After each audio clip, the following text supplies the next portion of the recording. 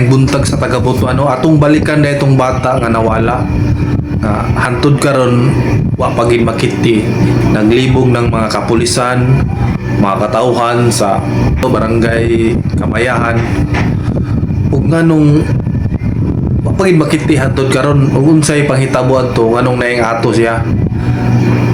But una ang bata, kung naay mananap nga mohilabot, kadungog magandang inahan nga mohilak, o gikidnap ba to, imposible kayo bukid kayo man ang kidaper diha. Ug sa engkanto pod, di po ta maka-sure nga gikuha sa engkanto kay ang tambalan naa naman dito, daghan naman sila, pila na sila kabuok ng tambal dito.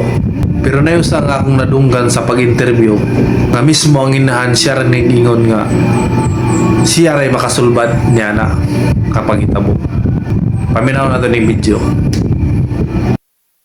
Apil sa gipanubayan sa ato nga mga ginsakpan sa kapulisan karon ang background sa mga ginikanan sa 2 anyos nga bata nga nawala sa barangay Kamayahan ning ato dakbayan sa Butuan, ug matod pa sa ilang pagduki-duki sa mga otoridad sa mismong mga parintira sa ginikanan sa bata, nasayran sa kapulisan nga kining inahan sa bata mismo ang iyang nga mga relatives ni angkon nga sige matod pa kinig inom-inom og sigig kahubog. Mao kini ang resulta sa dugang pag-imbestiga sa kapulisan pinaagi ni Police Major Ayan Ludunya, ang hipi sa Butuan City Police Station 4 nga una nang nagduda kay lagi dili man kayo mo cooperate ang kini nga mga ginikanan sa panahon na diha sa ilang pag-imbestiga. Gani ni buhi pamatod pagpulong kining inahan nga siya ray makasulbad aning problema ha.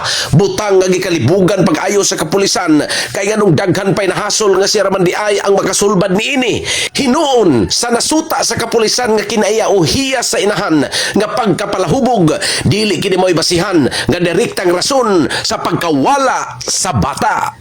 Mao bitaw nga hasta ko nang limbaw taong balibo sa iyang giingon nga siya rin makasulbad nini. Kamu nga nagtanaw karon sa may inyong ikasulti nga sa tuyang nga sayang mga pulong nga siya rin makasulbad nini.